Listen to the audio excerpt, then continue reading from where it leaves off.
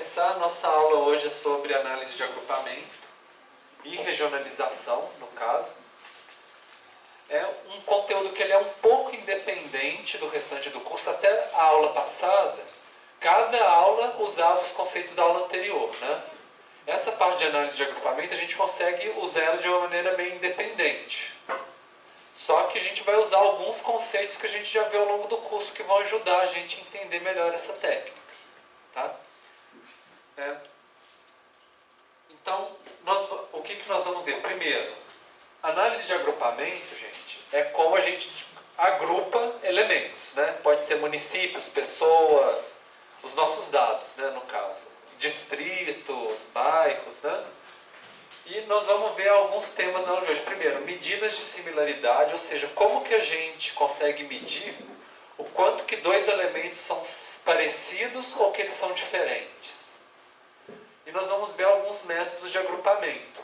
Em árvore, hierárquico, médias K e um método de regionalização, que é o Skater. O regionalização é porque ele leva em consideração as relações de vizinhança também.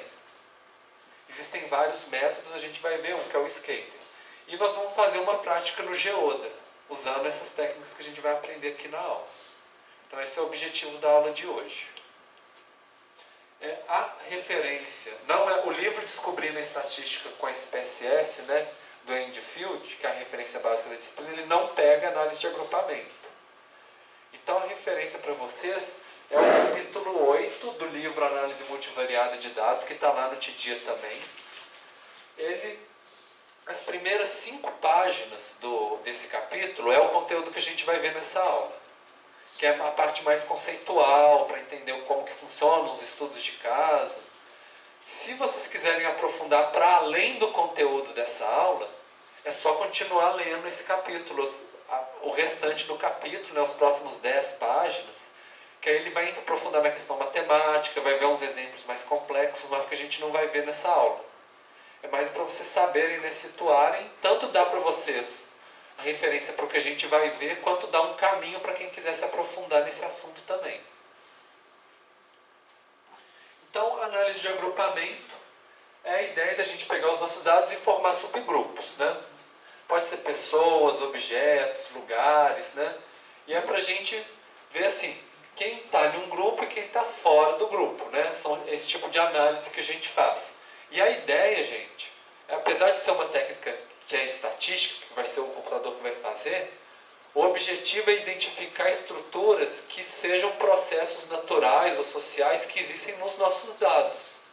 Algo que a gente consiga explicar com o nosso conhecimento, né, sobre os nossos dados. Um conhecimento que não é que vem da estatística, mas que a gente traz de fora. Tipo, será que faz sentido ter um grupo, né, dividir o nosso elemento em grupos? Por quê? Né? Por que será que eles são diferentes entre si? São perguntas que a gente costuma fazer. Então, visualmente, eu acho que a maneira mais fácil de entender é a gente pensar num diagrama de dispersão, que eu estou mostrando aqui para vocês. Tem duas variáveis, uma variável num eixo e outra no outro. Vocês já aprenderam, né, a visualizar diagrama de dispersão, e tem vários pontinhos também. Então, a ideia da análise de agrupamento é a gente pegar os pontinhos que estão próximos uns dos outros, que estão próximos porque os valores das variáveis são semelhantes, né? E a gente forma um grupo. Outro grupinho, a gente forma outro. Vocês estão vendo que eles são juntos, né? E que eles têm certos padrões. Vocês conseguem ver os padrões aqui? Olha só. Esse grupo de cá tem valor baixo numa variável e valor baixo na outra. Esse grupo de cá tem um valor alto nessa variável de cá e um valor médio nessa outra variável. E esse outro grupo de cá tem um valor alto nessa variável e um valor baixo na variável de cá. Então, olhando os valores das variáveis, e vendo que pontos que estão próximos uns aos outros, a gente consegue identificar os grupos, né? O que a gente fez aqui, explicou visualmente, a gente depois vai ver ao longo da aula como que a gente faz isso de uma maneira estatística, né? Mais quantitativa, matemática. Mas a ideia que está por trás é essa. São fazer os grupos. E o que a gente viu aqui em 2 variáveis, a gente pode pensar em 3 ou mais variáveis, né? Então, por exemplo, aqui a gente tem um eixo de uma variável, de outra e de outra, 3 variáveis. Então a gente vê tridimensionalmente, vocês conseguem visualizar os grupos, não conseguem?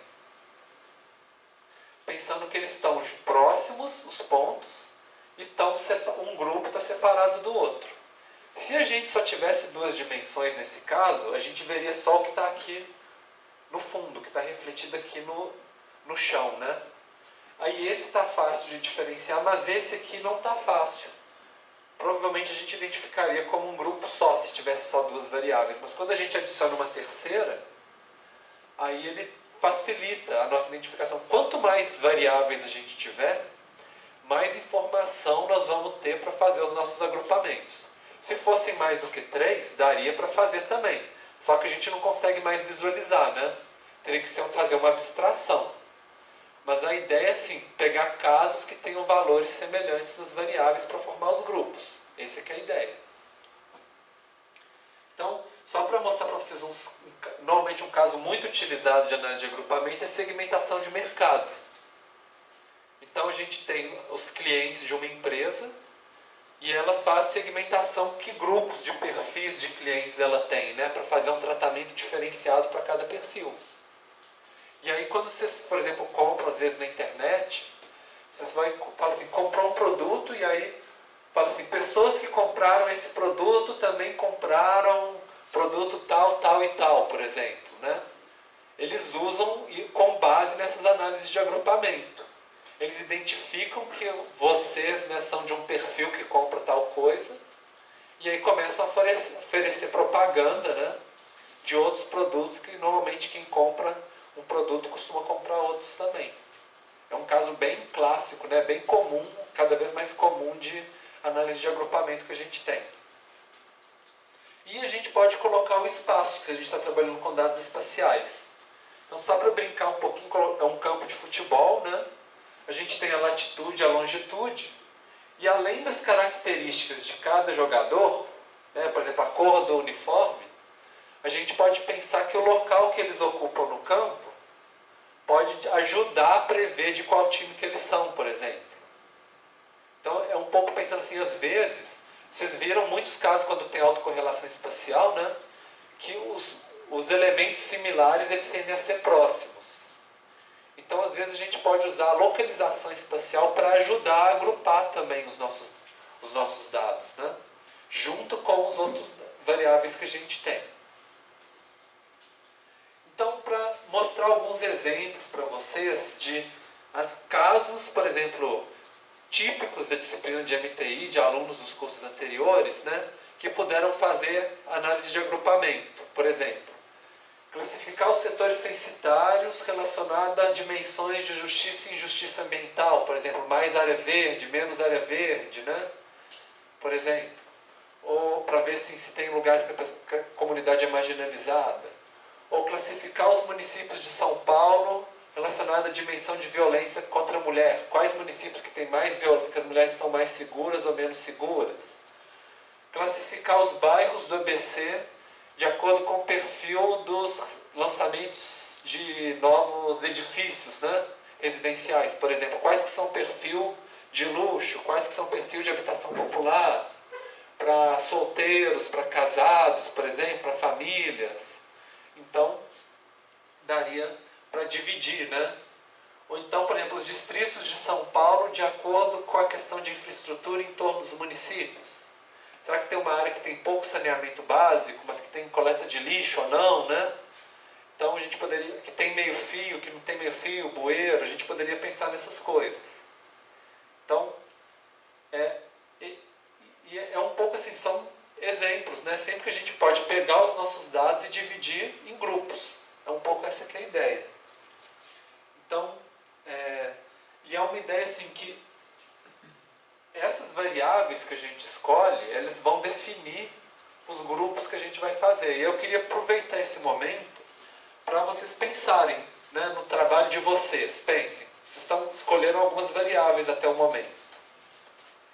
O que uma análise de agrupamento poderia evidenciar no trabalho de vocês, né? Pensem assim, as variáveis que vocês escolheram, né? Se vocês agrupassem, criassem grupos, uma análise de agrupamento, que padrão que vocês acham que sairia no mapa de vocês, né? Pensando que vocês já conhecem as análises, os mapas que vocês já fizeram, né? Vocês podem pensar um pouquinho nisso, assim. Porque a ideia também é sempre a gente estar aprendendo e vocês aplicarem nos dados de vocês. Então, só para trazer isso um pouco em mente agora, né?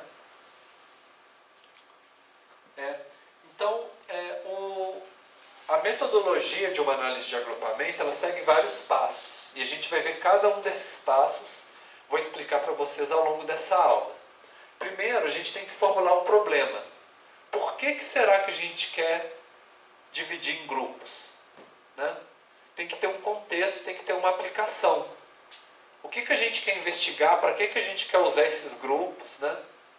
Isso é que vai fundamentar os nossos dados. Não é simplesmente assim, pegar um tanto de dados aleatórios e ver o que sai. Né?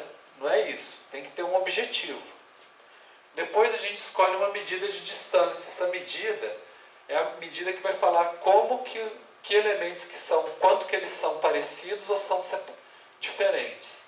Depois a gente escolhe um método de agrupar, e a gente vai ver alguns métodos ao longo da aula. Escolhe o número de grupos. Vai ser 3, vai ser 5, vai ser 20 grupos. Por quê, né?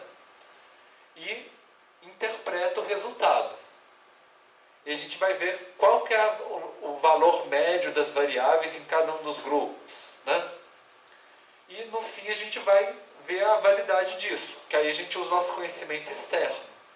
Será que faz sentido esses grupos? Será que é algo assim que é útil para as pessoas? Será que tem uma explicação de por que esses grupos são assim? Se a gente não achar que foi útil esse agrupamento, a gente pode alterar todas as nossas opções que a gente vai ver ao longo da aula, tentar uma nova metodologia de agrupamento e ver se consegue agrupar de uma maneira melhor, até que atenda os nossos objetivos, que é a nossa formulação do problema. Então, eu queria comparar com vocês um pouco o que a análise de agrupamento tem de diferente em relação com as técnicas que a gente viu no curso. Primeiro, ela é descritiva. Então, ela lembra muito mais uma análise exploratória que vocês fizeram com os gráficos do que um modelo de previsão, por exemplo, uma regressão. Ela está descrevendo os nossos dados. Ela é não teórica porque ele agrupa, né, com base em uma técnica estatística. Ele não agrupa pensando numa teoria que tem por trás, os processos, coisa que a gente está trazendo, né, com a gente. Ele simplesmente pega os dados e faz o grupo. E ela é não inferencial. Então, tudo que a gente viu no curso, aquelas ideias de passar de uma amostra para a população, a gente não faz em análise de agrupamento. Ela só vale para os dados que a gente tem. A gente não pode expandir ela. Então, ela sempre cria agrupamento, independente de... Sempre vai sair uma resposta. Você manda gerar, ele vai sair uma resposta para vocês. Independente de que tenha uma estrutura que realmente explique isso. Então a gente pode fazer, por exemplo, lembra que eu falei para vocês aquelas questões de correlação espúria? Pega a variável consumo de mussarela e outra obtenção de títulos de doutorado. E manda gerar grupos, ele vai gerar grupos. Agora, se isso vai fazer sentido ou não, né? É a gente que tem que interpretar. Talvez não faça sentido nenhum, mas ele vai gerar um grupo, uma saída. Existem vários critérios, vários parâmetros, modelos de agrupamento, e cada um deles vai dar um agrupamento muito diferente uns dos outros. E aí fica aquela pergunta, então, qual que a gente escolhe, né? Aí a gente vai discutir um pouco quais que são os melhores tipos de agrupamento ou não, mas em geral não tem uma resposta pronta. A gente tem que interpretar. E ele não é generalizável, que eu falei para vocês de não inferencial, ou seja, se a gente muda a nossa amostra, os nossos dados, muda os agrupamentos. Se a gente muda as variáveis para outras variáveis, os agrupamentos mudam. Ela só vale para aqueles casos com aquelas variáveis. Se mudar o contexto, eles mudam também. Bom, e aí para brincar um pouquinho, né, pensa que a gente tem alguns personagens do desenho dos Simpsons, e aí a gente quer agrupar eles em grupos. Como que a gente poderia agrupar esses personagens?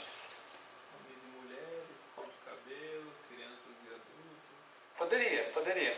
Uma coisa que a gente poderia colocar também, assim, a família dos Simpsons e os funcionários da escola, por exemplo, né? Seria uma maneira. A outra vocês falaram, homens e mulheres, né? Isso eu coloquei essa brincadeira só para vocês verem, assim, dependendo do que a gente quer investigar, a gente vai querer agrupar de maneiras diferentes. Isso vai levar, inclusive, assim, que atributos dos nossos objetos, dos nossos elementos, a gente vai utilizar para agrupar, né? Então, vem algumas questões que a gente vai discutir agora, na hora de agrupamento. Como medir se um elemento é parecido ou não com o outro, como formar esses agrupamentos e quantos grupos formar, que é um pouco aquela metodologia, né, que eu expliquei para vocês. Vamos discutir cada um deles para a gente ver com mais detalhe. Então, similaridade é talvez a maneira mais fácil da gente pensar, igual eu falei para vocês do diagrama de dispersão. Pense que a gente tem duas variáveis e marcou 2 pontos. A maneira mais simples da gente ver se um elemento é diferente do outro é a gente medir a distância. A gente chama de distância euclidiana. Então a gente vê, se os pontos estiverem pertinho, é porque eles são semelhantes. Se eles estão separados, é porque eles são diferentes. É isso. E assim, para calcular, usa o teorema de Pitágoras, né? Se a gente tem essa distância dos catetos, a gente acha a hipotenusa. Mas vocês não vão fazer isso. O computador já faz, mas é para lembrar. E normalmente, a gente usa esse dado da distância elevado ao quadrado. Porque aí a gente é muito parecido com o método dos mínimos quadrados que vocês viram nas regressões. Então, os valores que estão muito distantes, na hora que você eleva ao quadrado, o peso é muito maior, né? E os que estão pequenos, o peso é um pouco menor, porque é elevado ao quadrado. E aí uso o método dos mínimos quadrados para achar os agrupamentos. É uma opção. Existem outras opções de distâncias, de medidas não euclidianas, mas a gente não vai ver isso na nossa aula. Só para falar para vocês que essa é a maneira que a gente vai trabalhar, né? Mas existem outras. Bom, e depois como que a gente forma os agrupamentos? E aí a gente vai ter que ver assim, como que a gente vai escolher os dados para agruparem uns com os outros. E aí, a ideia básica, gente, é o seguinte, a gente quer que os elementos estejam muito próximos uns dos outros, ou seja, tenha pouca variabilidade interna a cada grupo, mas a gente quer que a distância entre os grupos seja a mais alta possível. Ou seja, quanto mais distante um grupo for do outro, mais certeza a gente tem que existe uma estrutura por trás, né? Diferenciando esses grupos. Então a gente quer diminuir o tamanho dos grupos para os pontos ficarem pertinhos e a gente quer separar um grupo do outro, seria a situação ideal. Bom, então, como a gente mede a distância entre os grupos? Tem vários modos. Por exemplo, entre os vizinhos mais próximos de cada grupo, ou então entre o vizinho mais distante, ou então a média da distância entre todos os elementos, ver a distância de um para todos. Ou a gente coloca um ponto no meio de cada grupo, um centroide, e vê a distância. Dependendo do método que a gente escolher, vai formar grupos ligeiramente diferentes. E aí, a gente não vai ficar explorando todo, mas é só para mostrar para vocês assim, que existem várias possibilidades de fazer essas medidas da distância de um grupo para o outro, né? Outra pergunta é quantos grupos usar. Então a primeira coisa que tem que pensar é se esse grupo faz sentido.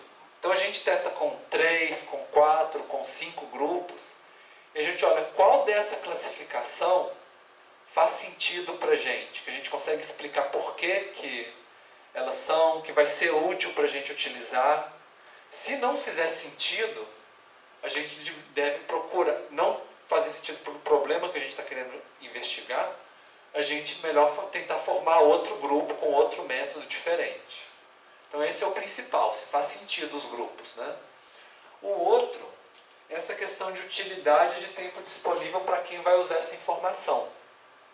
Por exemplo, se a gente tem uma empresa que ela vende 2 produtos hoje para 2 tipos de cliente, e ela quer fazer um terceiro produto para um novo perfil de cliente, por exemplo, então a gente vai fazer 3 grupos. A nossa análise de agrupamento não tem pergunta de quantos grupos usar, né? O contexto já diz. Agora, outros casos é um pouco mais, a gente tem um pouco de margem de liberdade, mas também o contexto vai limitar a gente. Vamos supor que vocês vão fazer uma divisão de grupos, por exemplo, de agrupamento, para apresentar para um gestor de uma política pública. E vocês vão ter 10 minutos para explicar. Então, vocês vão ter que colocar um número pequeno, tipo 3 a 4 grupos, que vocês consigam explicar dentro do tempo que vocês têm disponível. Suponha, por exemplo, então, se não é com o gestor, por exemplo, vai ser uma apresentação para uma comunidade que mora num certo local. São pessoas que não são da sua área de conhecimento e que tem que ser uma explicação simples. Então, se colocar um tantão de grupo, o pessoal vai começar a confundir. Melhor diminuir para 3 grupos, por exemplo, para explicar de uma maneira mais fácil para as pessoas. E tem a questão de tempo disponível, que é um pouco isso, mas, por exemplo, vamos supor que vocês estão fazendo um artigo, um relatório de um projeto técnico, ou uma dissertação de mestrado, doutorado, iniciação científica, um relatório. Aí você supõe que a pessoa que está lendo vai ter tempo, 1, 2 horas para pensar sobre o assunto, então você pode colocar mais grupos, 10 grupos, 15 grupos, descrever com mais detalhes, né?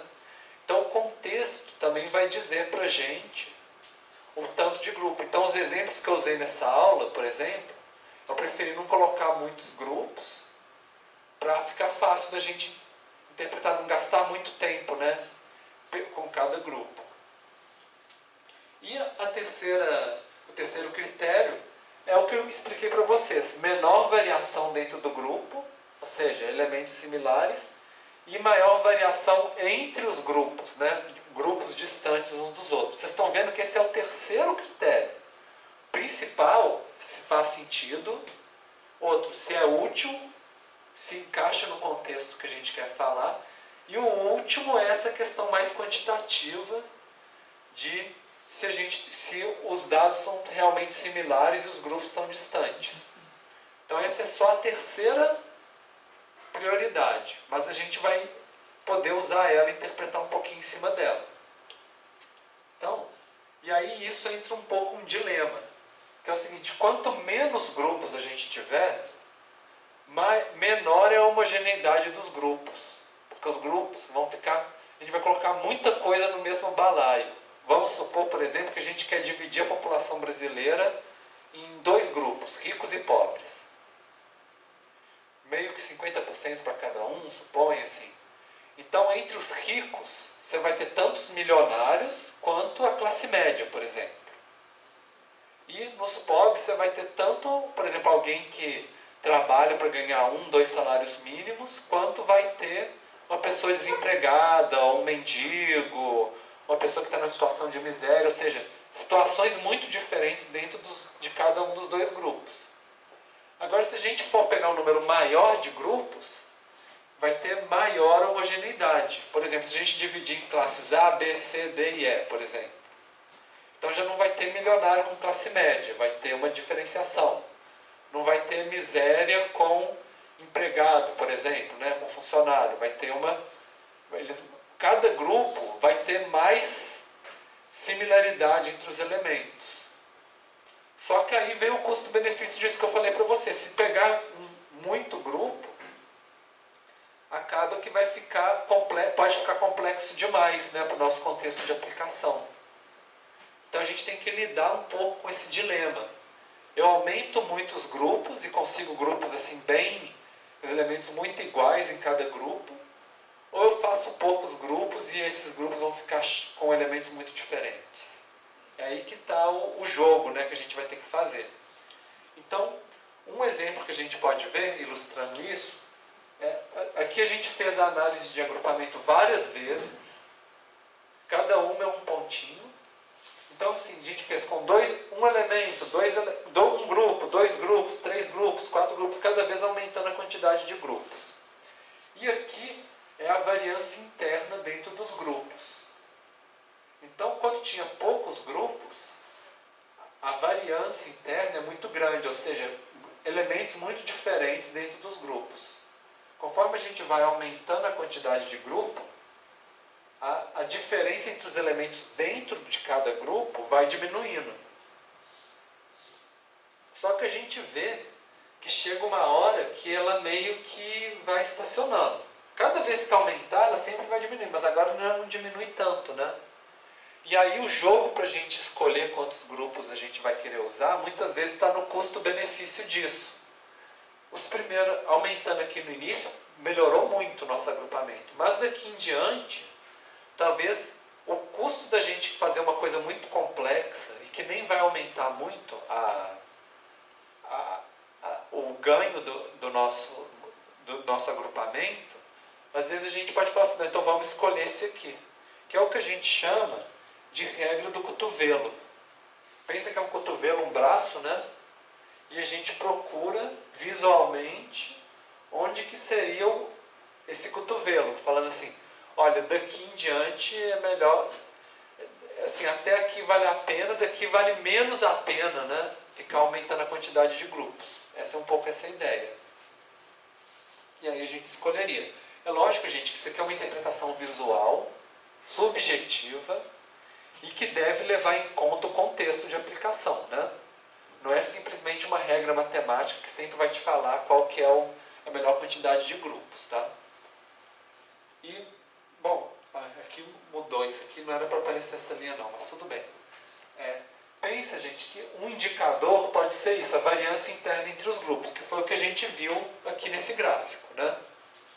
Pode ser um indicador para a gente escolher entre métodos diferentes de agrupamento. Qual que tem os elementos que ficam mais similares dentro dos grupos? Essa pode ser um. E o outro é a distância entre os grupos, que a gente também pode medir. A distância média entre os grupos seria a variância externa, né? Então a gente tem dois indicadores. A gente quer um agrupamento que tenha baixa variância interna e que tenha alta distância entre os grupos. E aí tem alguns livros, alguns autores que tentam fazer indicadores compostos, juntando esses dois indicadores. Por exemplo, poderia ser isso, a variância interna dividido pela variância interna mais a variância entre os grupos, por exemplo, a distância, né, entre os grupos. Tentando relacionar um com o outro, falando assim que quanto menor essa e maior essa, melhor vai ser o nosso agrupamento, por exemplo. Então tentar fazer um indicador que a gente consiga decidir, juntando essas duas ideias. Tem outros, depende do programa, depende de computador que vocês usam, vai ter às vezes algum indicador para dar essa referência para a gente. Mas lembra, gente, que isso aqui é a terceira coisa, né? Primeiro, tem que fazer sentido os grupos, tem que estar uma quantidade que é útil no nosso contexto e depois a gente olha isso daqui. Tá? Bom, então nós vamos ver 3 métodos de agrupamento nessa aula. O agrupamento em árvore, que a gente também chama de hierárquico. O K-médias, que a gente chama de não hierárquico, né? E é por partição, ou seja, dividir o bolo, né? Seria isso. E o espacial, que seria um método de regionalização, que é o Skater. Tem outros métodos, mas regionalização é essa ideia de a gente criar regiões que são homogêneas, né? Ou seja, que o nosso grupo seja todo de vizinhos, por exemplo. Né? Então, vamos começar com o agrupamento em árvores. Aí, pegando um pouco o exemplo dos Simpsons, né? Pensa essa questão assim, a gente vai fazer uma árvore agrupando elementos similares. Então, quanto mais próximo das folhinhas da árvore, né, os galinhos, mais semelhantes são os elementos. Então, pense assim, 2 irmãs gêmeas são muito semelhantes entre si, né? E aí, pensando assim, já a mãe e a filha, elas podem ter uma semelhança, mas é um pouco menos. Então, por isso que ela fica mais alta na árvore. E elas podem ser todas de uma mesma família. Tias, por exemplo, né, irmãs, e aí a gente agrupa. Elas têm uma certa similaridade porque são da mesma família. E uma outra pessoa que não é da família, que vai tender a ser mais diferente, aí ela vem com o braço mais distante da árvore. É o que a gente fala um pouco de árvore genealógica, né? Outro exemplo de agrupamento por árvore, que talvez vocês estejam mais familiarizados, seria, por exemplo, divisão taxonômica, né, na biologia. A gente tem o reino, filo, classe, ordem, gênero, espécie, né? As espécies são muito semelhantes entre si, agrupa por gênero, depois por filo. Então, um cachorro e um lobo são muito semelhantes, mas uma lesma é muito diferente. Então, a lesma vai estar do outro lado da árvore, né? O cachorro e o lobo vão estar pertinhos. E a gente pode pensar qualquer tipo de análise de agrupamento nesse esquema. Então, vamos colocar um exemplo aplicado, né, agora com dados estatísticos.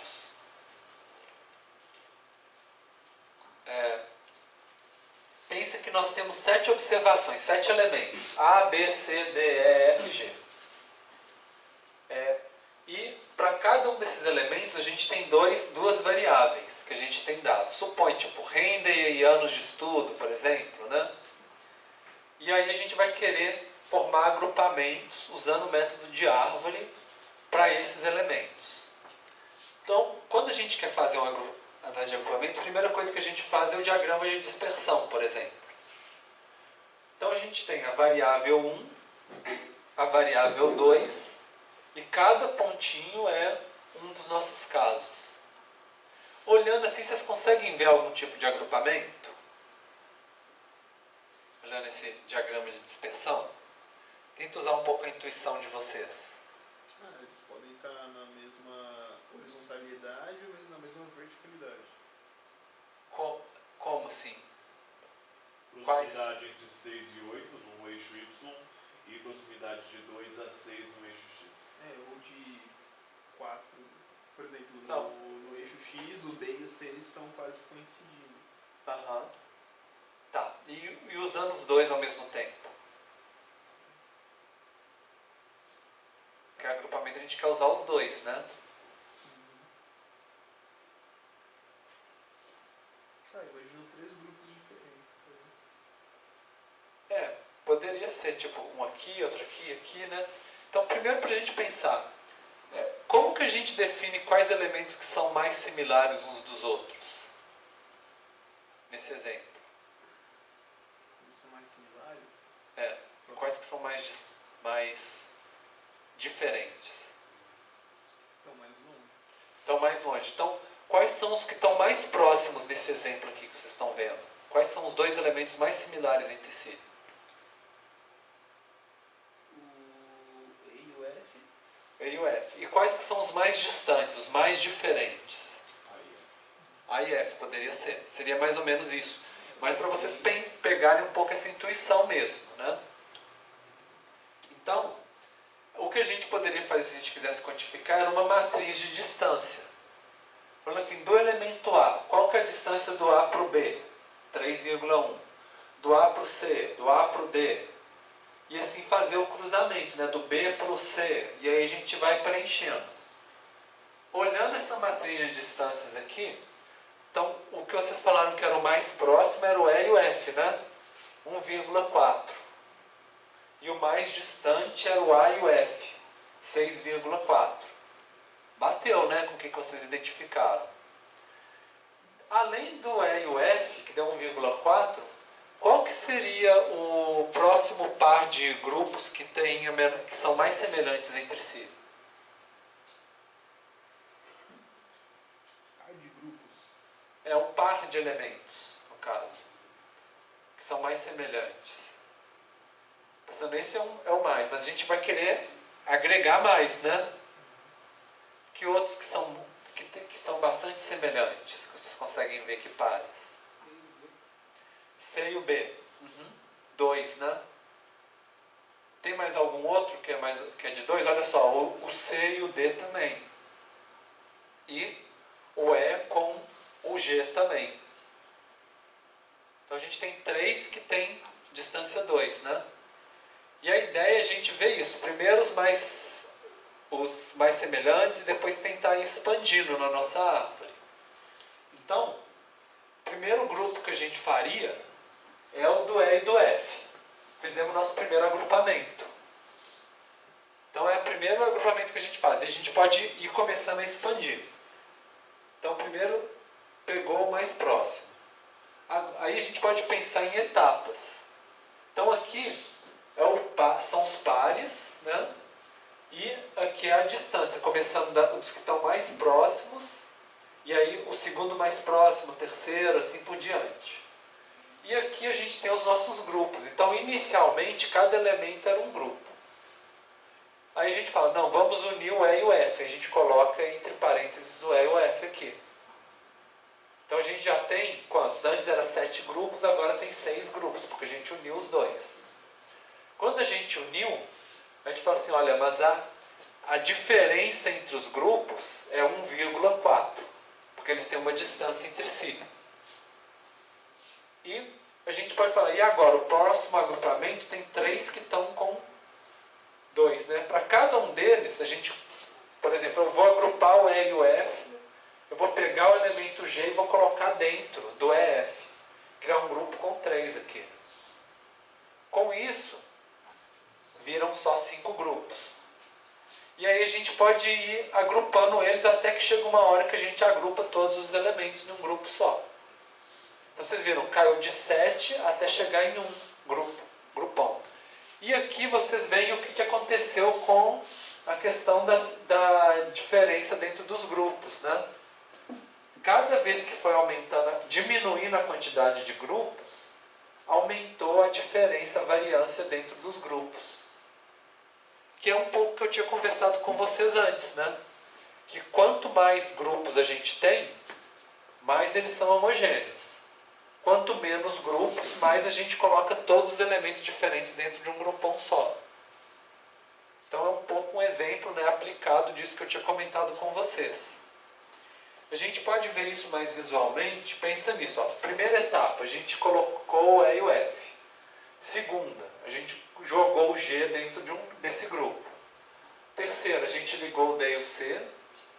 Quarto momento, a gente colocou o B dentro desse grupo. Quinto momento, a gente pegou esses 2 grupos e juntou um com o outro. E o último momento, a gente acrescentou o A, né? Que era o mais diferentão, que estava longe. A gente pode montar isso aqui numa árvore. No primeiro momento, a gente juntou o E com o F. Então, até aqui eram 7 grupos. Aqui a gente juntou um com o outro. Depois, lembra que tinha vários que tinham distância 2? Então, a gente juntou todos que têm distância 2. E aí virou só 1, 2, 3 grupos. Mais para frente a gente juntou esse pedaço de cá com o de cá. E no fim a gente juntou tudo, num só. Então, vocês estão vendo assim que a gente foi agrupando eles aos poucos, gradualmente, né, formando uma árvore. E aí e é mais ou menos o que a gente viu na tabela aqui embaixo, né? Tudo coerente. E aí vem um pouco a nossa pergunta. Tendo essa árvore aqui, quantos grupos a gente quer formar? Né? Então, se a gente quisesse 7 grupos, a gente escolhia esse perfil aqui da árvore, que ainda não agrupou nenhum. Se a gente pegar aqui nesse momento, a gente já agrupou o E com o F. Aí a gente tem 6 grupos. Se a gente pegar esse momento da árvore, a gente só tem 2 grupos, porque a gente já agrupou isso aqui tudo, né? O B até o G já juntou num grupo só. Só ficou o A separado. A gente podia fazer outro aqui também, por exemplo, com 3 grupos, por exemplo, né? Então, a gente escolhe qual que é a parte da árvore, né, que a gente quer escolher, e aí isso vai definir quantos grupos a gente vai ter. É uma escolha, no caso. Então, agora a gente vai ver um outro método, que é o das médias K. Né? O método das médias K, ele não faz árvore. A ideia é o seguinte. Primeiro, ele pega todos os nossos casos e cria grupos aleatórios. Por exemplo, eu falo assim, eu quero 3 grupos. Aí ele vai, pega os nossos dados aleatoriamente e coloca nesses 3 grupos. Aí ele começa a mover uns elementos de um grupo para o outro, fazendo testes aleatórios, né? E vendo se melhora aqueles indicadores, por exemplo, se melhora a distância interna entre os grupos, se aumenta a distância de um grupo para o outro. E aí ele vai tentando fazer essas mudanças até achar o que seria o agrupamento ótimo. Seria mais ou menos essa ideia. Então, para mostrar isso visualmente, a ideia é essa: minimizar a distância entre os grupos e aumentar a distância de um grupo para o outro, né? Dentro do grupo eles estão próximos e longe do outro grupo. Então pensa, gente, seria mais ou menos o seguinte: a gente tem aqui um diagrama de dispersão com duas variáveis e os nossos elementos. Olhando, vocês conseguem identificar grupos aí? Consegue, né? Um para cá, outro para lá, né? Só que isso é porque a gente já tem um padrão de olho humano, né? O computador não consegue. Ele vai ter que usar um método quantitativo. Então, desse média-escala, ele faz o seguinte: ele cria dois pontos aleatoriamente no nosso diagrama, que a gente chama de centroides. Podia ser aqui, podia ser em outro lugar também, mas aqui é só um exemplo para vocês. Aí ele vai fazer o seguinte: ele vai atribuir os grupos, falando assim: todos os elementos que estão mais próximos do X vermelho vão para esse grupo. Todos que estão mais próximos do X azul vão para o grupo de cá. Dividiu em dois grupos. Vocês acham que essa divisão de agrupamento está boa? Está batendo com o que vocês pensaram quando olharam aqui? Pode melhorar, né? Aí a ideia do de médias K é o seguinte: ele vai pegar esses dois grupos que estão formados, por exemplo, o azul, e vai calcular qual que é o centro médio, o valor médio desse grupo azul. E qual que é o valor médio desse grupo vermelho. E aí ele move o nosso centroide para o centro médio desses grupos. Então a média dos valores dos azuis caiu aqui. A média dos valores do vermelho caiu aqui. Então ele mudou o ponto que era inicialmente aqui, ele mudou eles. E aí ele vai recalcular os vizinhos de novo. Que aí ele vai colocar os vizinhos que estão mais próximos daqui e os vizinhos que estão mais próximos daqui. Vocês estão vendo que agora parece que melhorou um pouquinho, né, a classificação, não melhorou? Só que ainda tem mais um passo. Aí, como ele mudou os grupos, agora ele vai recalcular o ponto médio de cada grupo. Que aí deu esse de cá. Só que quando ele recalculou o centro médio, não mudou nenhum de lugar, né? Continuou o mesmo grupo. Então, quando ele estabiliza, que a gente fala, que não muda mais elemento de lugar de um grupo para o outro, ele fala assim: então estabilizou, e a minha resposta final é essa de cá, esses dois grupos. Isso que eu mostrei para vocês, eu mostrei com duas variáveis. A gente poderia pensar com três, por exemplo. Tem os pontos aleatórios, né? E aí colocou os que estão mais próximos de cada ponto. E aí começa a calcular qual que é o centro médio desse grupo, e desse grupo, e desse de cá. Aí quando calcula, eles vão mudando o centroide de lugar. E aí com isso vai mudando os grupos. E cada vez que vai fazendo o algoritmo, você está vendo, ó, eles estão diferenciando, os centroides estão andando para cá, né?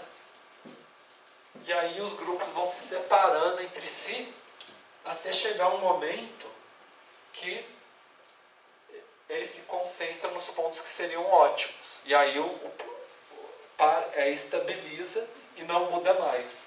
E aí é o final. Que aí pegou um grupinho aqui, outro aqui, outro aqui. Agora sim, né? Os que estão próximos estão juntos e tem distância entre os grupos. Existe, gente, um problema com esse tipo de algoritmo. Que é o seguinte: os pontos iniciais, eles são aleatórios, né? Então, dependendo de onde começar os pontos, talvez o resultado final seja diferente. Então, um método que se usa para tentar passar esse problema, né, de que os pontos são aleatórios, é a gente repetir, por exemplo, 1000 vezes esse algoritmo, cada vez começando os pontos num lugar diferente. E aí a gente vê, por exemplo, quais grupos que se repetem mais. resultado final que mais se repete? Ou qual o resultado final que tem os melhores indicadores de diminuição da variação entre os grupos, né? Por exemplo, dentro dos grupos. E aí vai e escolhe esse. Então, para o computador isso é relativamente rápido. Ele faz 1000 vezes rapidinho, né? E aí escolhe a melhor resposta, dependendo de que critério for. Existem vários algoritmos para fazer isso, né? Mas é uma ideia. Bom, e um outro... Oi, pode perguntar? Eu tenho uma dúvida. Sim. Se, por exemplo, a gente está trabalhando com posicionamentos políticos, Aham. precisa, aí cada cor dessas com um cluster de posicionamentos políticos. Sim, poderia ser. Como que eu vou saber, por exemplo, qual... ele vai mostrar no espaço essa aglomeração, no sentido de quanto mais pessoas de um posicionamento, elas vão estar em algum ponto determinado do espaço, ou isso não significa nada, pode girar. Bom, aqui a gente não está falando exatamente de espaço geográfico. Pode ser variáveis, né? Poderia ser latitude e longitude, mas poderia ser renda e desigualdade social dos municípios, né? Ou no caso do posicionamento político, a pessoa ter respondido uma pergunta, né? De um jeito ou de outro, né? Qual que é a importância que você dá, por exemplo, para a questão da violência, suponho, uma coisa assim, né? Mas eu estou falando assim, no próprio esse eixo XY, o fato desse vermelho estar em cima, aglomerado e embaixo, sabe? Por que está nesse lugar, esses pontos? Não poderiam estar rearranjados? Sim, por exemplo. Para rodar e Aí esses pontos iniciais poderiam começar em lugares diferentes. E aí, assim, tenderia, na maioria das vezes, a chegar nesse resultado de cá. Tenderia. Mas pode ser que algum posicionamento dos pontos iniciais talvez não chegasse nessa resposta de cá. Entendeu? Como esse aqui está muito evidente, né, que tem 3 grupos bem diferentes, a tendência é que a maioria das vezes, repetindo esse processo, ele chegaria aqui. Mas nem sempre é tão evidente assim, né? Tem casos que às vezes estão meio misturados, né? Os grupos, e aí talvez não ficaria tão fácil assim. Mas, acho que consegui tirar um pouco a sua dúvida? Não, sim, é isso. Sim? Então tá. Bom, e um outro conceito que eu queria passar para vocês é o que a gente chama de grupos de entropia. Porque muitas vezes a gente está pensando assim que a gente vai rodar uma análise de agrupamento e vai sair os grupos todos do mesmo tamanho, né? Com a mesma quantidade de elementos. Mas muitas vezes não é isso que acontece. Às vezes a gente tem um grupão com muitos elementos e a gente tem um grupinho bem isolado com resultados muito diferentes. Se a gente, isso aqui, por exemplo, pensando na médias K, né, no diagrama de dispersão. Se fosse numa árvore a mesma questão, a gente teria um grupão que a gente tem de elementos e um que sai, ó, um galinho que sai que é completamente diferente dos demais.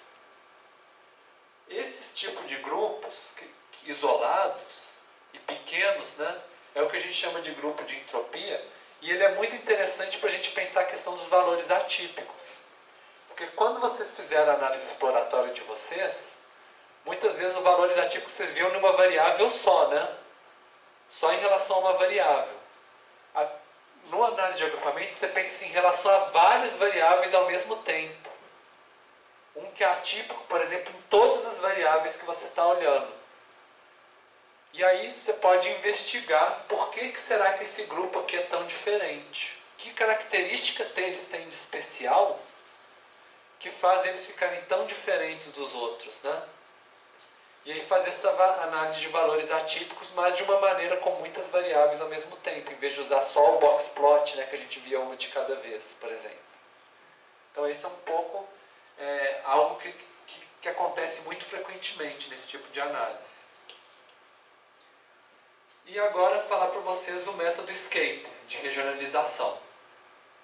A ideia do método Skater é isso, grupos que sejam cada vez mais homogêneos, o máximo possível, só que com uma restrição, que é manter a vizinhança de todos os elementos de cada grupo. Então, a gente quer grupos parecidos, mas a gente quer que todos os elementos sejam vizinhos do mesmo grupo. E aí o resultado é isso. Áreas homogêneas, mas espacialmente contínuas.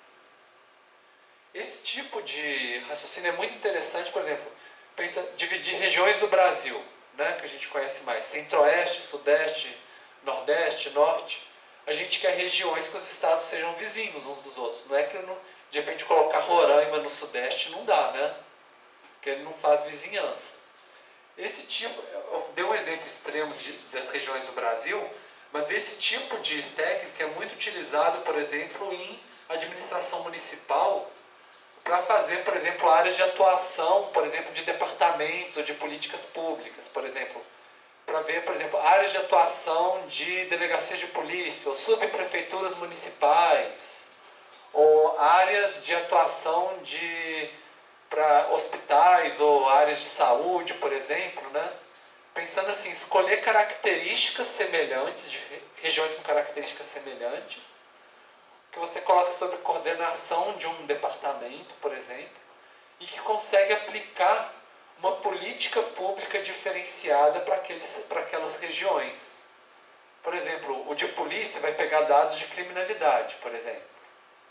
E aí vai dividir em regiões e vai falar assim, olha, nessa região precisa desse tipo de policiamento, essa outra região precisa desse outro tipo de estratégia de segurança, e assim por diante. Então, você consegue diferenciar o espaço e direcionar as políticas públicas para cada espaço, né? Regiões administrativas internas, a gente poderia dizer. Um outro caso que não é tão comum no Brasil, mas em outros países é fazer essas regionalizações para questões de voto distrital. Por exemplo, nos Estados Unidos, eles usam essas técnicas para definir conjuntos de municípios que vão votar para eleger um deputado, um senador, né? E eles votam, por exemplo, vai ter um vereador ou um deputado por cada distrito. E toda eleição muda esses distritos, com base nesse tipo de técnica, né? Aqui no Brasil a gente não tem ainda, né, voto distrital. Eu tenho medo disso, porque é uma confusão lá nos Estados Unidos, porque eles tentam falar que é técnico, mas tem muita influência política. Viram uns espaguetes assim, umas coisas muito complicadas para conseguir eleger uma pessoa, por exemplo, né? Bom, e agora tem algo que a gente precisa atender para usar essa técnica, que é que todo elemento precisa ter um vizinho. Se tiver uma ilha isolada, né, ou um elemento que não tem vizinhança com ninguém, essa técnica não funciona, porque ela precisa ter vizinhança. Todo mundo tem que ter vizinho. Então, assim, se não for, por exemplo, todos os polígonos estão encostados uns nos outros, a gente tem que usar um outro método de vizinhança, por exemplo, N vizinhos mais próximos, alguma coisa assim, para que todo mundo tenha pelo menos um vizinho, para a gente conseguir usar essas técnicas de regionalização. Porque se não tiver vizinhança, como é que analisa, né? Não tem jeito. Então, para mostrar um exemplo para você, suponha que a gente tem vários polígonos, podem ser os setores censitários do município, ou então um conjunto de municípios, né, por exemplo. A gente tem eles e eles têm as relações de contiguidade. A primeira coisa que a gente faz é fazer a nossa matriz de vizinhança, que a gente pode expressar em um grafo, né? Ligar os pontos, os centros dos polígonos que têm vizinhança entre si.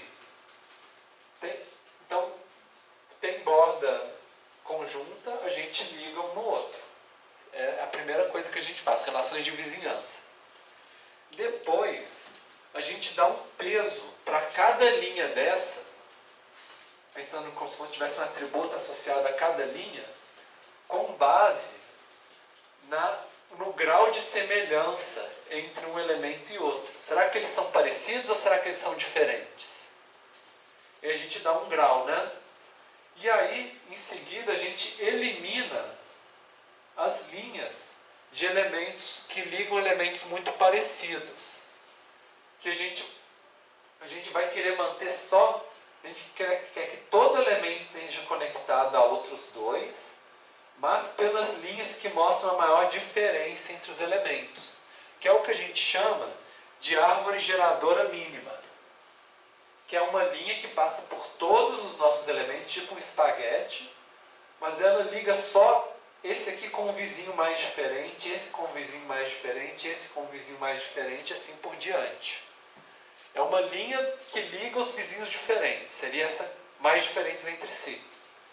E o agrupamento é a gente começar a podar essa linha para conseguir agrupamentos que sejam mais semelhantes entre si, que sejam mais diferentes dos outros. Tem um cálculo matemático mais complexo por trás que eu não vou aprofundar, mas é a mesma estratégia aqui que a gente tem no médias K, no hierárquico, que é essa ideia da gente tentar agrupar os semelhantes e separar dos diferentes. E aí a gente vai e mantém só certos grupos. Aí no final ficaria isso, do polígono para a vizinhança, para a árvore geradora mínima conectando os diferentes, e depois a gente poda ela e fica esses grupinhos de cá. E aí, tendo o grupo, né, a gente consegue formar a nossa região. Se sobrou essa ligação aqui, aí ele conecta os polígonos e aí forma uma região. E aí formou cada uma das regiões. Então, assim, é um caminho para chegar até lá, gente, mas dos algoritmos de regionalização, esse é o mais simples.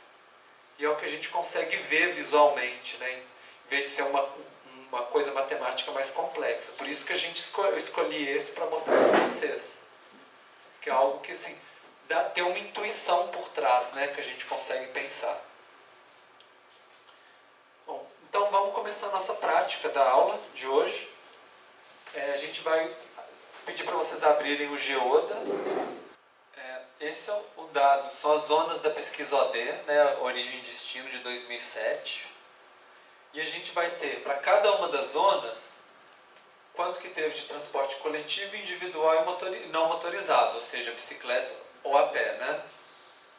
E a ideia dessa prática é nós formarmos grupos, pensando assim que podem ter diferentes padrões, né, entre as zonas, de escolhas e de quantidade, né, de intensidade desses 3 tipos de escolha de viagem das pessoas que moram nesses lugares.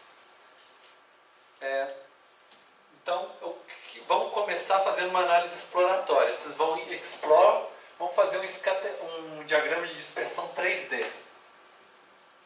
Então, quando vocês escolhem Explore 3D Scatter, todo mundo conseguiu abrir os dados? Então, aí vai abrir, vamos escolher o coletivo, o individual e o não motorizado. Só para a gente visualizar, né, o que são esses dados, e clicam aqui em OK. Então, fizeram? Deve ter dado algo. Vocês podem girar e também, se clicar e arrastar o mouse, o botão direito ou esquerdo, dá para navegar. Mas assim, vocês veem como que estão os dados, né? A princípio, vocês conseguem identificar agrupamentos muito visíveis aí? Mais ou menos, né? Tem muitos aqui próximos e tem alguns mais distantes, né? Talvez entre esses mais distantes aqui a gente consiga agrupar um ou outro, né, com os valores maiores. Mas é o nosso desafio para a prática. Então vamos entrar, a gente vai trabalhar muito com esse menu de clusters, que é o de agrupamento. A gente vai ter o hierárquico, vai ter o de médias K aqui, que a gente já viu. O de mediana e de medoides são variações do de médias K. Quando você não quer que os valores atípicos influenciam muito, usar mediana em vez da média. E tem aqui embaixo os de regionalização, que a gente vai usar o scatter, né? Então vamos começar com o hierárquico. Vocês clicam aí, né? E é mais ou menos, todos os de agrupamento é assim, tem as variáveis que é para vocês escolherem, marcarem as 3. E antes de mandar rodar, vamos tentar colocar um nome, porque quando a gente roda, ele cria uma nova coluna na nossa tabela de atributos com o número do agrupamento que cada elemento vai receber.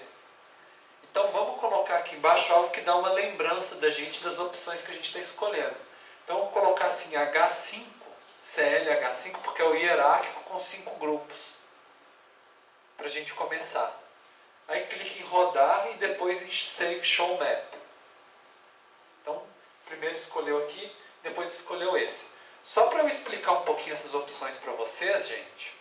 Essa opção aqui de usar os centroides geométricos é se a gente quisesse usar a latitude e a longitude como variáveis para o agrupamento. Mas a gente a princípio não vai escolher. Essa parte aqui de estandartizar é justamente criar o score Z, que vocês já aprenderam no início do curso, lembra? Que é você pegar o número menos a média dividido pelo desvio padrão. Normalmente a gente faz essa padronização nos dados antes da gente rodar o algoritmo de classe. A gente costuma escolher. Por quê? Porque a gente quer, quando vira tudo, cada uma delas tem uma escala diferente. Por exemplo, pode ter muitas de carro e poucas a pé, por exemplo, né? Então, quando a gente padroniza, fica tudo em uma unidade só de desvio padrão e ele dá uma importância igual para cada variável. Tem alguns casos específicos que a gente não quer padronizar. Por exemplo, você que está trabalhando com vendas, às vezes você pode querer, por exemplo, que essa questão do volume total de vendas, né, seja mais importante do que padronizar e cada uma ter a mesma importância. Mas, em geral, a gente padroniza.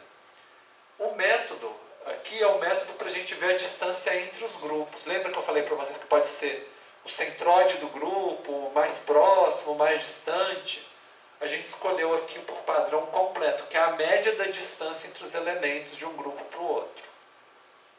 E a função de distância, que é a que fala, né, define o que é próximo ou o que é distante. A gente vai usar o euclidiana, que é a distância no diagrama de dispersão.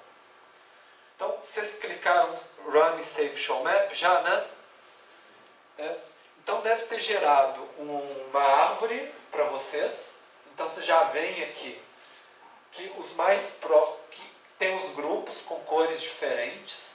E aqui a gente vê os grupos mais próximos e cada vez que vai agrupando até ficar um grupo só aqui, né? Como que eles vão se dividindo em grupos mais similares. E vocês estão vendo essa linha pontilhada aqui? Essa linha pontilhada é o perfil que a gente escolheu para dar 5 grupos. Então, parando aqui, a gente vai ter 1, 2, 3, 4, 5. 5 grupos.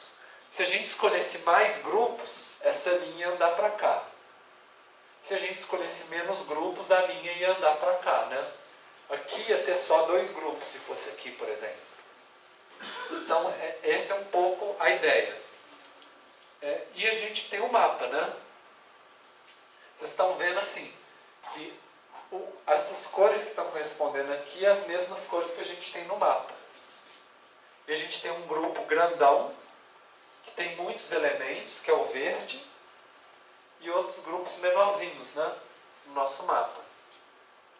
E aí a gente pode pensar, vocês conseguem enxergar algum grupo que a gente poderia chamar de grupo de entropia? Seria o de que cor, por exemplo? O azul tem um só, né? E a gente poderia falar, às vezes, até que o rosa, né, esse rosa e o verde aqui, talvez sejam, porque é um ramo muito diferente do restante, né? Do restante que é essa parte de cá. Então, daria para a gente pensar nisso, sim. Grupos muito diferentes de um padrão geral. E se vocês olharem aqui além do dendrograma, tem uma aba que é o sumário. Vou pedir para vocês abrirem. E aí a gente consegue ver certas informações de cada grupo. Por exemplo, para cada um dos grupos, C1 até o C5, a gente tem o coletivo, individual e não motorizado. Só que é padronizado, gente. Então a média é 0. O positivo é que é acima da média. O negativo é abaixo da média. Então a gente tem o C1, por exemplo, que tem valores muito altos para todos. Onde que está o C1? Está aqui, né? Muita gente andando de tudo quanto é tipo. Fazendo viagem de tudo quanto é tipo. Tem o C2, que ele ainda tem valores altos, mas principalmente coletivo e individual, poucos não motorizados. A gente tem o C3, que é o grupo que tem mais elementos, que estão todos próximos à média, mas um pouco abaixo da média. E a gente tem um pouco essa relação. A gente tem o padrão, que é o C3, e todos os outros grupos têm valores positivos, ou seja, fazem mais viagens do que a média geral, né? Por isso eles se destacam.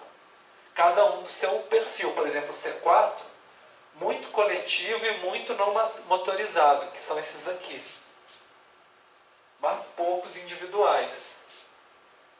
E o C5, né, que é o cor-de-rosa, ele tem muitos não motorizados e relativamente menos motorizados, que é o cor-de-rosa, que são esses aqui. Então a gente consegue ver que realmente tem diferenças, né, entre esses grupos. Aí depois teria todo um trabalho para tentar entender por quê, né? Por que será que esse grupo tem tanta viagem aqui nesse distrito aqui? Teria que investigar o porquê. Mas aqui a gente vê a variabilidade interna de cada um desses grupos. A gente vê que o C3 tem uma variabilidade interna muito grande, né? E aqui a gente tem os indicadores gerais. Lembra que eu tinha falado para vocês a variabilidade interna média entre os grupos? Então, a gente quer que essa seja baixa, né? E o outro é a distância entre os grupos, que a gente quer que seja o mais alto possível. E se a gente pegar esse aqui e dividir por esse mais esse, dá esse índice de K, 0,46, que é a combinação entre a homogeneidade interna e a distância entre os grupos, que é o indicador composto. Depois a gente pode comparar fazendo modificações. Então vamos fazer a primeira modificação. Vamos mudar para 6 grupos. E aí muda aqui para CLH6, por exemplo, né? Para a gente ter na nossa tabela de atributos que ele indicar que é o hierárquico com 6 grupos. E aí vocês mandam rodar e gravar. Vocês estão vendo que aqui já criou uma variável para vocês, né? Do anterior. Cada vez ele vai criando uma variável nova na tabela de atributos. Quando vocês clicam rodar e salvar, vocês devem ter visto que criou uma cor a mais na árvore de vocês. Não sei se às vezes não fica a mesma cor igualzinho, né, um do outro, mas assim, a gente comparando o de 5 grupos com o de 6 grupos, ele criou uma a mais aqui, ó, em cor de rosa, que aqui era tudo azul. Então, e aí vocês estão vendo que também a reta pontilhada, ela ficava no posicionamento da árvore, agora ela andou um pouquinho para frente. Quando ela andou para frente, já teve essa divisão aqui embaixo, ó. Então é aqui que criou, pegou o grupo que estava aqui e dividiu ele em 2. Essa que é a ideia, o caminho, né, o raciocínio da análise hierárquica. E aí comparando o mapa com 5 grupos com o de 6 grupos. Às vezes é difícil quando a gente olha porque as cores mudaram. Mas a gente percebe, por exemplo, que essa classe 2 que tinha 31, né? Então assim, o geralzão que era verde claro virou o azul escuro. Essa classe que era o azul escuro, ela separou em 2 classes, que era justamente essa divisão aqui, né, de 2. E aí, ela dividiu entre o 3 e o 5. Você viu, 5 mais 26 dá 31, né? E aí, justamente, ela era o azulzinho e agora ela separou entre o verde claro e o rosa. Agora, será que isso melhorou ou não, né? Será que o verde e o rosa são muito diferentes uns dos outros? A gente vai poder investigar. E os outros só mudaram de lugar. Então, por exemplo, o 3 virou 2, né, no caso, e o 5 virou 6, né? Mas eles continuam a mesma classe, com a mesma quantidade de elementos. Só mudou esse aqui que se dividiu em 2. E se a gente pode comparar, se vocês abrirem o sumário, né, a aba de sumário, como que ficou diferente um grupo do outro. Vocês lembram que era o C2, não é? Que se dividiu em Era o C2 que se dividiu entre 3 e 5, né? Então, se a gente olhar, a gente vê o C2 era o quê? Mais coletivo e mais individual e pouco não motorizado. Na hora que ele dividiu, o C3 ficou mais coletivos do que o original, né? Mas manteve um perfil semelhante. Agora, olha o C5 como é que ele mudou. Ele tem uma quantidade de transporte individual muito maior do que tinha originalmente. Então vocês veem que tinha uns elementos muito diferentes, né, que estavam agrupados tudo como C2. Agora eles separaram. E será que o nosso modelo com 6 grupos foi melhor? Aí a gente pode olhar embaixo, né? Por exemplo, a homogeneidade dos grupos era 115, essa variância interna entre os grupos, caiu para 486. Ou seja, os grupos ficaram mais homogêneos, né? E a ideia é sempre essa. Quanto mais grupos a gente tiver, a tendência é sempre diminuir a variância interna do grupo, né? Eles ficarem mais homogêneos. Só que a gente tem que pensar assim, no nosso contexto de aplicação, que a gente tivesse, por exemplo, pensando que a gente é da Secretaria de Transporte do município de São Paulo, por exemplo, será que não estaria ficando muito complexo aumentar a quantidade de grupos, por exemplo, né? A gente ia ter que formatar mais uma política pública para mais um grupo, por exemplo. Agora, e a distância entre os grupos? Era 441 e passou para 470. Isso é uma coisa boa, né? Porque a gente queria justamente que tenha mais distância entre os grupos. Então, nos 2 critérios, a nossa análise melhorou. E aí o indicador composto é que ele aumenta, passou de 0,46 para 49. Então, esse indicador, quanto maior, melhor. Então, assim, se a gente não tivesse nenhuma informação de contexto, parece que foi bom a gente colocar um grupo a mais. E aí a gente podia falar, agora vamos tentar 7, por exemplo, e assim por diante, né? Esse é um pouco o que a gente faz quando a gente faz os testes com 4, com 5, com 6, né? E vai comparando o que está acontecendo. Bom, vamos agora passar para o outro. Vocês podem fechar, apertar close na janela de vocês, e agora a gente vai fazer a médias K. Médias K vai funcionar do mesmo jeito. Cluster, caminhos, né? A gente vai escolher os 3 e vai colocar assim, CLK5, só para falar que é médias K, 5 grupos, para a gente comparar. Ele tem as mesmas opções de usar sem coordenada, padronizar também. Que eu tinha falado aqui para vocês que repete 1000 vezes o algoritmo, né? Essa parte aqui de reiniciar e repetir as iterações. Então ele faz várias vezes o mesmo algoritmo. E ele também tem uma função a mais, que a gente pode falar assim, se a gente tivesse, por exemplo, a população de cada zona ou total de viagens, a gente pode falar assim, eu quero grupos que tenham no mínimo essa quantidade de população, ou essa quantidade de viagens, por exemplo. A distância euclidiana, do mesmo jeito, né? E vocês colocam para rodar. Quando vocês colocarem para rodar, já vai aparecer o mapa para vocês. Vocês colocaram já? Bom, deve ter aparecido esse mapa. Bem diferente do outro, não é, gente? Comparando assim o formato. E aí vem aquela pergunta, qual que é melhor, né? Talvez, pensando mais na questão de contexto, gente, essa aqui parece que está mais bem distribuída as classes, né?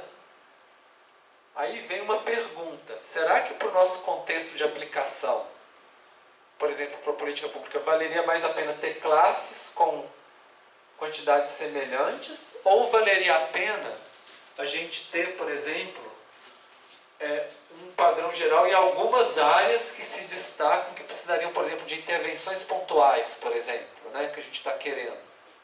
Aí esse aqui talvez fosse melhor. Agora, se fosse assim, diferenciar áreas que precisam receber uma política pública e que precisam, e que não é questão específica, tem que ser uma coisa mais generalizada, talvez esse aqui fosse melhor. A gente tem que pensar essas coisas, né? Que é o contexto de aplicação nosso. E aí a gente vê que tem padrões também diferentes. Por exemplo, o C1, ele tem mais transporte individual e pouco, ele é mais a média, né? Todos próximos de zero, mas um pouco mais individual. O C2 é o que tem poucas viagens, olha, todos negativos, né? O C3, ele tem muito coletivo ele tem mais individual e um pouco menos do coletivo não motorizado. E o C5, ele tem alto em todos, mas principalmente coletivo e não motorizado. O C5, olha só, ele é praticamente 1, 2, 3. Vocês lembram que esses dois aqui tinham aparecido como grupo de entropia antes, né? E agora ele aparece de novo aqui. Então vocês estão vendo assim, foi uma forma diferente, mas que tem perfis também diferenciados. Então assim, é uma outra forma de repartir os grupos, né? E a gente pode olhar aqui assim, ó, qual que é a homogeneidade ou a variância interna dentro dos grupos? Deu 282. Vocês lembram quanto que deu do hierárquico? 400 e poucos, né? Então vocês acham que esse aqui é melhor em relação a isso? Esse aqui é melhor ou pior do que o hierárquico? Na verdade é melhor. A gente quer que os grupos sejam, que os elementos dentro de cada grupo sejam semelhantes entre si. Então, dentro do grupo a gente quer que sejam semelhantes. Fora do grupo a gente quer que os grupos sejam diferentes. E olha só, deu 674. O outro, né, o hierárquico, tinha dado quanto? 500, né? Então esse aqui, os elementos são mais semelhantes dentro dos grupos e os grupos são mais distantes entre si. Tanto que na hora que você divide um pela soma dos dois, 0,7, né? Tá vendo como é que aumentou o nosso índice? Então, se fosse basear só nesses índices aqui, parece que o nosso médias K ficou melhor. Certo? Bom, tá no finalzinho, gente, mas a gente vai conseguir fazer tudo. Eu queria só que vocês, para a gente brincar um pouquinho, que vocês marcassem usar o centro geométrico, que é para a gente usar as coordenadas geográficas. E esse auto-weight é porque é para falar assim, qual que é a proporção da importância do espaço, né? Das coordenadas geográficas em relação às outras variáveis. Aí o geoda ele escolhe uma proporção que mantém as áreas homogêneas, ou seja, espacialmente contíguas. A gente poderia mudar também, fazer testes, né? Mas só para a gente testar e vocês rodarem de novo. Aí vocês veem como é que ficou o mapa de vocês. Deve ter ficado algo mais ou menos assim, né? Se a gente quisesse uma política pública que fosse por região, talvez essa daqui poderia ser uma boa divisão, né? Só que aí vocês veem aqui, qual que foi, olha só como é que está a homogeneidade entre os grupos. No sumário de vocês. 816. E a distância entre grupos 140. Piorou bastante, né, a classificação. Mas a ideia é essa, quando a gente coloca regiões assim, dentro dela vai ter elementos muito diferentes. A gente deu uma restrição, né, deu mais importância para o espaço do que para as variáveis internas. Então isso é o problema da gente querer agrupar dentro do espaço, né? E aí acontece esse problema. Não fica tão bem agrupado dentro do espaço, dentro das variáveis. Bom, gente, agora a gente vai fazer o skater, que é o último, né? Análise que a gente vai fazer. Eu vou pedir para... Primeiro a gente tem que criar a matriz de vizinhança. Vocês já estão fera nisso no Geoda, né? Vai no Tools, Weight Manager, né? Vai abrir uma janela, vocês clicam em Create. E a gente vai fazer o mais simples. A gente escolhe a zona como variável ID e vai ser o Queen com ordem 1. Aí na hora de gravar, normalmente eu tinha dado essa dica para vocês colocarem o nome da matriz de vizinhança falando os parâmetros. Não pode ser Queen 1, por exemplo, né? Para falar que é o Queen e só os vizinhos diretos, né? Então, só coloca zone, aperta OK, grava. Né? Podia criar outras matrizes, mas a gente vai usar só essa. Criaram direitinho? Certo? E aí a gente vai cluster skater, que ele funciona do mesmo jeito. Escolhe as 3 variáveis, só que agora a gente escolhe a matriz de vizinhança. Aqui. Além de ter a função que tem no Mediascar, a gente poder escolher, por exemplo, população mínima da região, ou número de viagens mínima, ele também pode escolher em metros quadrados também. Para a gente querer regiões com um número mínimo de áreas também. Né? Mas que a gente não vai utilizar. Vai ser padronizado, distância euclidiana, coloca um númerozinho, uma coisa tipo S5 para falar que é o skater, por exemplo. Né? E aí manda rodar o agrupamento de vocês. Rodaram? Bom, e aí deu esse de cá. Bem diferente do de médias K, né? Mas bem parecido com o hierárquico, né? Tem uma semelhança. E vocês veem que todas as regiões, elas estão vizinhas, né? Contíguas no espaço. E apareceu aquele grupo de entropia de novo. Né? Aquele lugar que era muito diferente dos demais. A gente vai ver que vai ter padrões diferentes, tipo assim, um lugar que é mais coletivo e não motorizado, outro que é mais individual, né? Cada um vai seguir o seu padrãozinho. E vai ter um padrão perto da média, que é o azul claro. Agora eu vou pedir para vocês, para olhar lá no sumário, como que deu a questão da homogeneidade dentro do grupo. Estão vendo? Deu 715, né? Deu melhor do que aquele de médias K que a gente incluiu as variáveis geográficas.